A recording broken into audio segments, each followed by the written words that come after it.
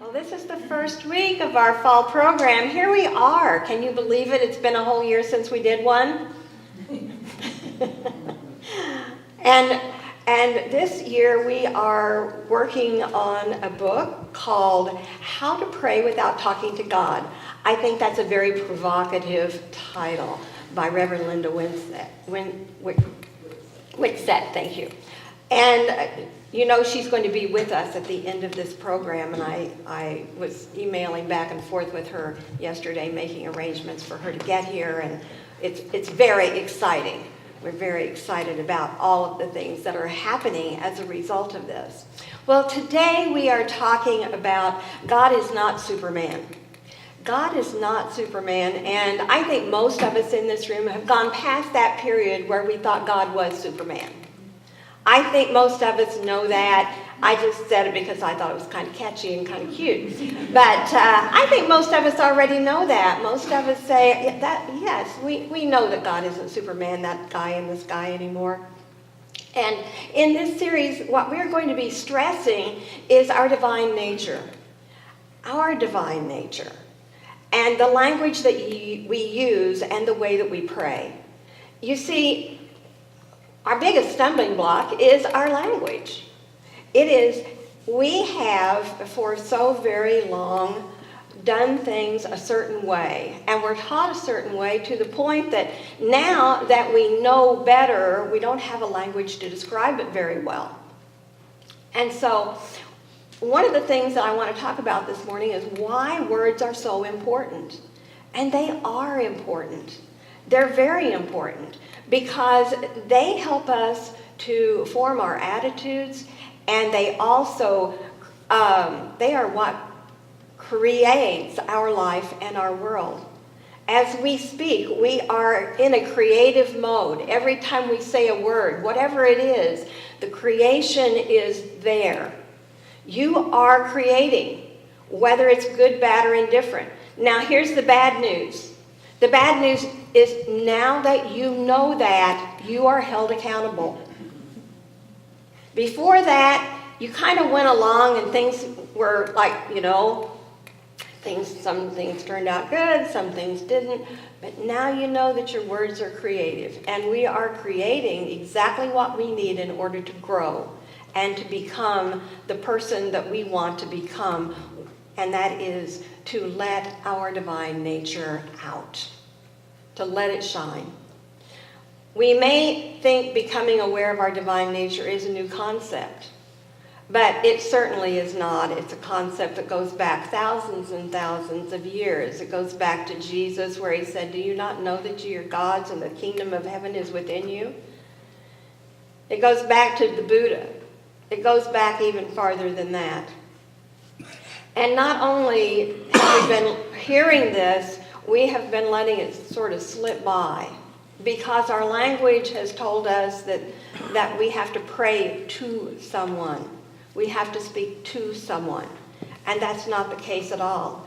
In modern times, Emerson taught it, the Fillmores taught it, Ernest Holmes taught it, and today, Ken Wilber is teaching it, and the transpersonal psychologists are teaching it. But mostly, we couch it in traditional words and that traditional language. And we have found that it's difficult to say it any other way without sounding arrogant and crazy.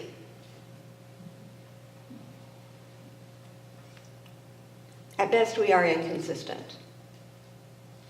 So now that we know that we are in good company, we can proceed with how we can integrate this knowledge and these ideas more completely into our psyches. But if you have held a traditional concept all of your life, change isn't easy, is it? I know, because I've had this traditional concept for most of my life. And, they say, for every life you've lived, it takes a year, or every year you've lived, it takes a year to change your mind. I hope that isn't true. I really hope that isn't true, because that means I'm either going to have to live an awful long time or I'm never going to get it. I'm not sure which. So I think we can do this a little faster. I truly do. And I think as we are open to it, as we begin to change our language, as we begin to see it in ourselves and see it in others, we will be able to take this concept and make it alive in our lives. But for me, I don't know about you, it has come in stages. I started out with Superman God as a little child. And when I got past Superman God, I realized God was also in me. But then I came to the realization, particularly after reading Mary Butterworth, that God is in me not like a raisin in a bun, but as the wave upon the ocean. Big difference. Big difference. And so I took that within and I contemplated it and I thought about it, and I know you have too, because you've all studied Mary Butterworth probably as well. And if you did, you will see that as we begin to see ourselves as a wave upon the ocean instead of the raisin in the bun, we are filled with a new feeling of wonder about who and what we are, and that spirit that flows through us, that we are a part of, and a part of in a very, very amazing way. Still the language is ingrained and the words stayed the same. Thanking God, asking God for favors, and in numerous other ways we separated ourselves by our words. So I want to tell you this morning about a little more about my feral cat. I have the cat that comes and meows and wants to be fed and hisses at me when I go out to feed him, and runs away and then comes back as soon as I go back in the house.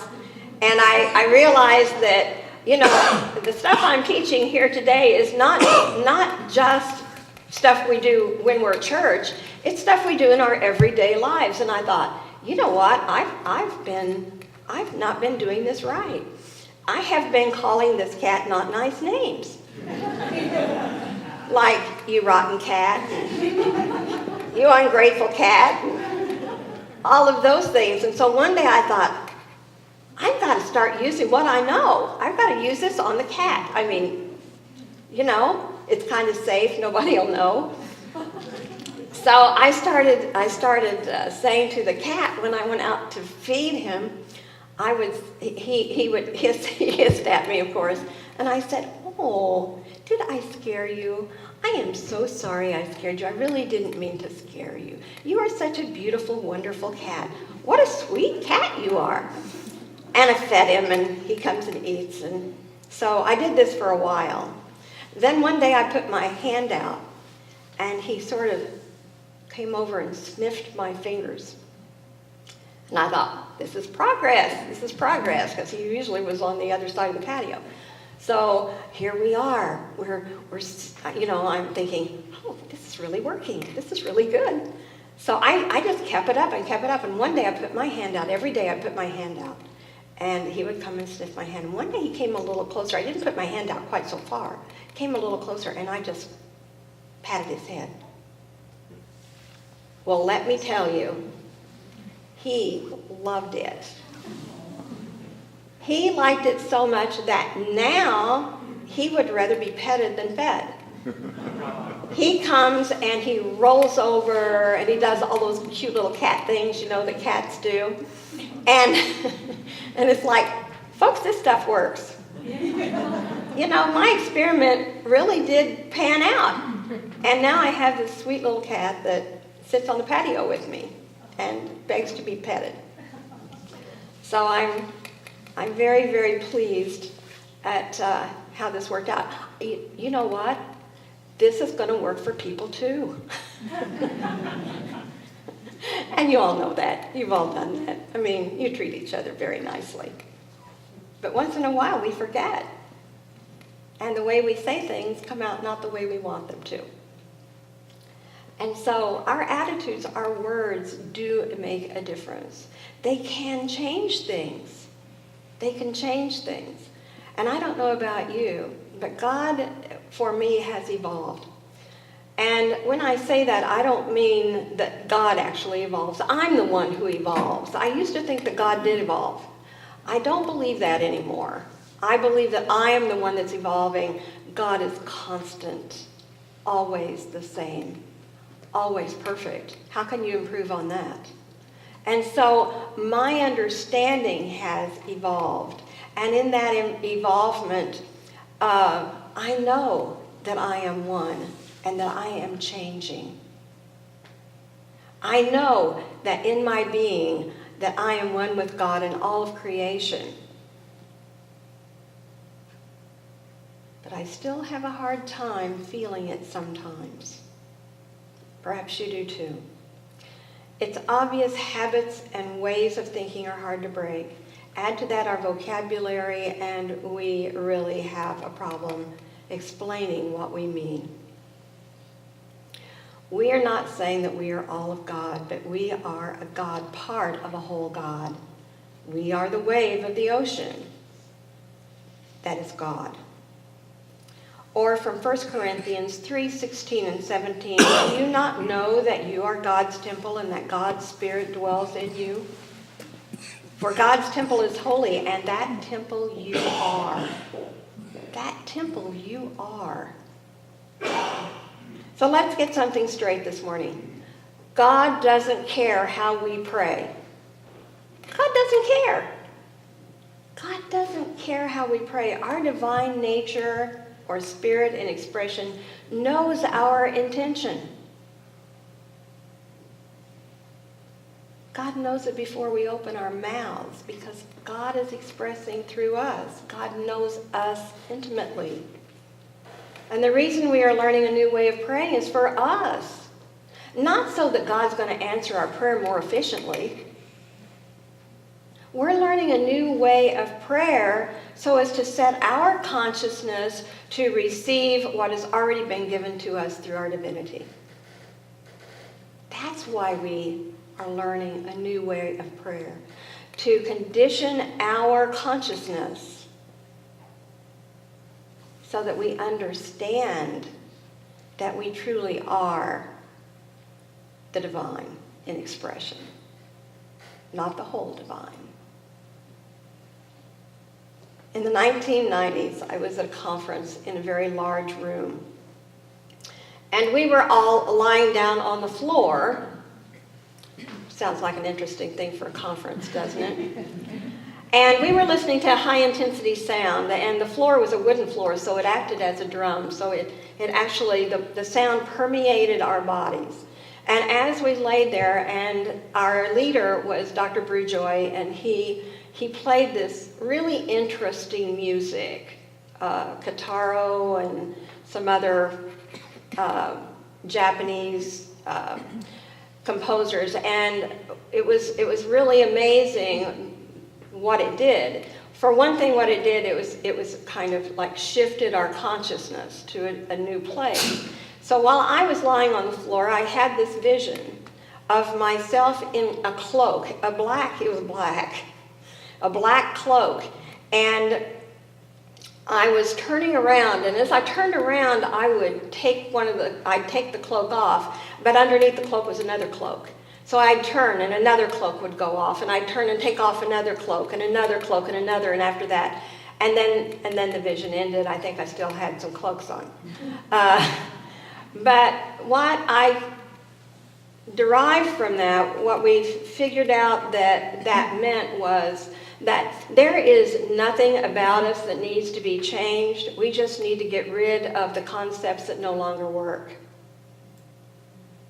We need to let go of those old ways of thinking that keep us in this place where we really don't belong. And when I say a place we don't belong, I mean in consciousness, not this world or this place.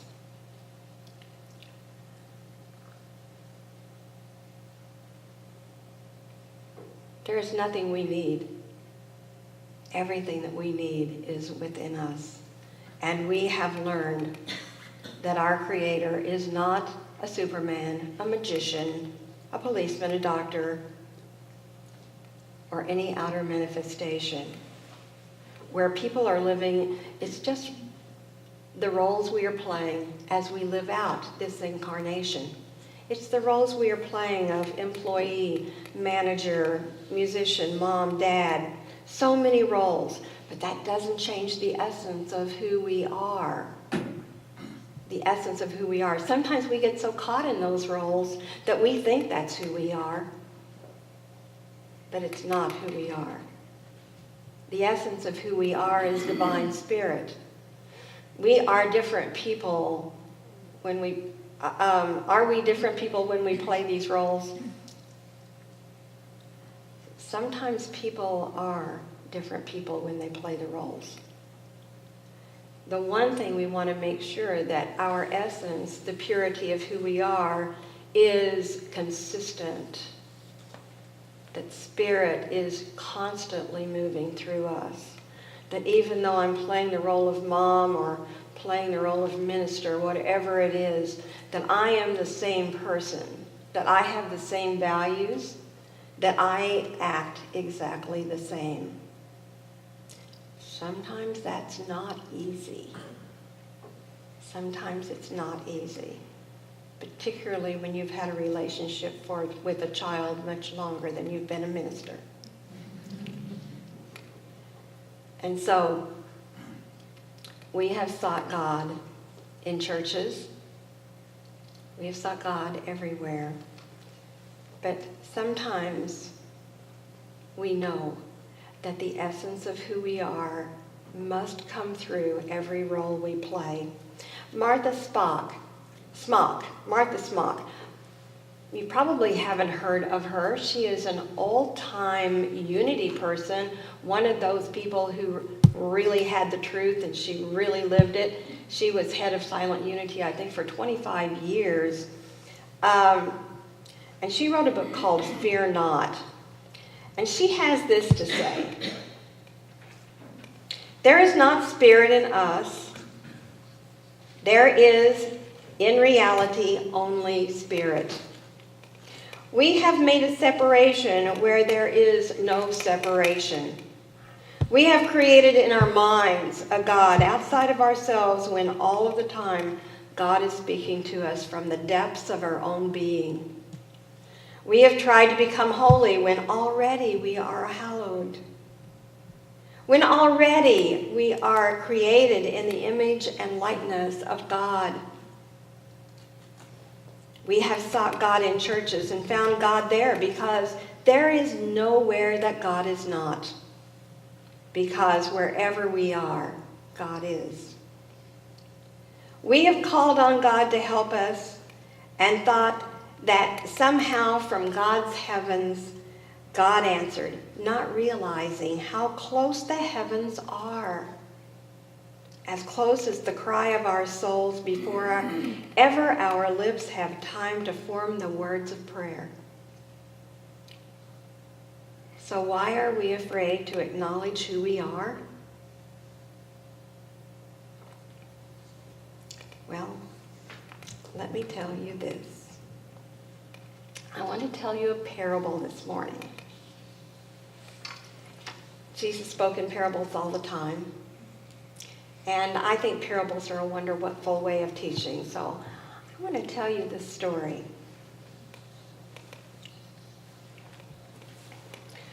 Martha Smock. Oh, I'm sorry. Oops. I've already been there.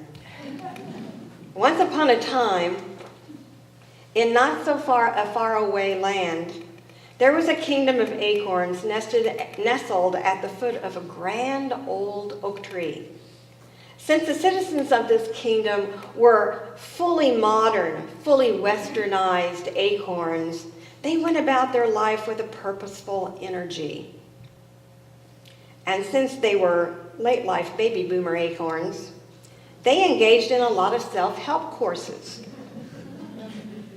There were seminars called Getting All You Can Out of Your Shell. Who would you be without your nutty story? There were wounded nut therapists and recovery groups for acorns who had been bruised in their fall from the tree. There were spots for oiling and polishing those shells and various acorn path therapies to enhance longevity and well-being. One day, in the midst of this kingdom, there suddenly appeared a nutty little stranger, apparently dropped out of the blue by some passing bird, and he was capless and dirty, and made an immediate negative impression on his fellow acorns. To make matters worse, couched beneath the mighty oak tree, he stammered out an unbelievable tale. Pointing up at the oak tree, he said, "We're that." Delusional thinking, obviously, the other acorns concluded, but they continued to gauge him in conversation. "So tell us, how do we become that oak tree?" "Well," he said, pointing downward, "it has something to do with going into the ground and cracking open the shell." "Insane," they responded. "Totally morbid." "Why, then we wouldn't be acorns anymore." Sometimes I think that the reason that we hold back from expressing our full divine nature is because we are afraid we won't be humans anymore. And our human life is rich, isn't it? We do wonderful things. We do exciting things. We have things happen, good things, not so good things. And it doesn't matter because that's the fabric of life as we see it. And yet, an acorn is only a seed. Its nature and its destiny is to become an oak tree. And we are like seeds too. And our nature and destiny is to become and to fully express our divine nature while integrating our humanity. You see, we don't have to lose our humanity. We don't have to lose it at all. We're just going to spiritualize it in a way that is going to enhance everything. It's going to make everything really better. This is a time of openings. But we have to be open to those openings. We cannot be closed in and say, "I'm afraid." We must open ourselves and say, "I am spirit in expression. I may not know what that looks like, but God is expressing through me, and God absolutely knows."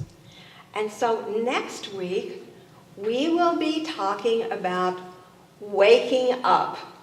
So next week, be ready. We're going to wake up.